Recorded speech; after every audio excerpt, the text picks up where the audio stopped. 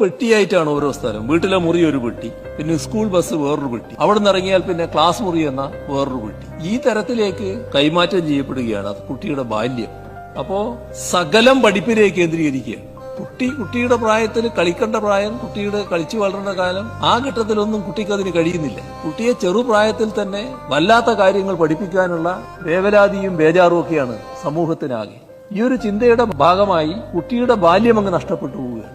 കുട്ടിയുടെ മനസ്സ് തന്നെ ഒരു പ്രത്യേക രൂപത്തിൽ രൂപപ്പെടുകയാണ്. അപ്പോ ഒരുതരം അടഞ്ഞ മനസ്സ്, എല്ലാം പഠിപ്പ് പഠിപ്പ് പഠിപ്പ്, പഠിപ്പിനപ്പുറം ഒന്നുമില്ല എന്നൊരു മട്ടിലേക്ക് മാറുന്ന കുട്ടി.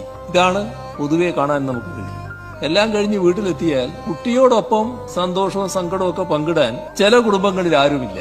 അവിടെ അച്ഛനമ്മമാർക്ക് തന്നെ പരസ്പരം സംസാരിക്കാൻ സമയമില്ല. ഓരോരുത്തരും അവരവരുടേതായ സ്വകാര്യ ലോകങ്ങളിൽ, ചിലപ്പോൾ TV സീരിയലാകാം, അല്ലെങ്കിൽ ഫോണിൽ അഭിരമിക്കലാകാം. അപ്പൊ കുട്ടിക്ക് വരുന്നത് എന്താ? ഒരുതരം വല്ലാത്ത അനാഥാവസ്ഥ. ഇവിടെ കുട്ടികളുടെ കാര്യം മാത്രമേ നമ്മൾ പറയുന്നുള്ളൂ. എങ്ങനെ രക്ഷിതാക്കളായി മാറണം, രക്ഷിതാക്കൾ എന്ത് ചെയ്യണം, ആ കാര്യവും ഈ സമൂഹത്തിൽ വലിയ തോതിൽ ബോധവൽക്കരണം ആവശ്യമുള്ള കാര്യമാണെന്നാണ് തോന്നുന്നത്. അപ്പോൾ കുട്ടി എന്താകുന്നു? തന്റേതായ ഡിജിറ്റൽ ലോകത്തിലേക്ക് ഒരുങ്ങുന്നു. അങ്ങനെ മെല്ലെ മെല്ലെ ഡിജിറ്റൽ എഡിക്ഷൻ കുട്ടിയിലേക്ക് മാറും, കുട്ടിക്ക് വരുന്നു.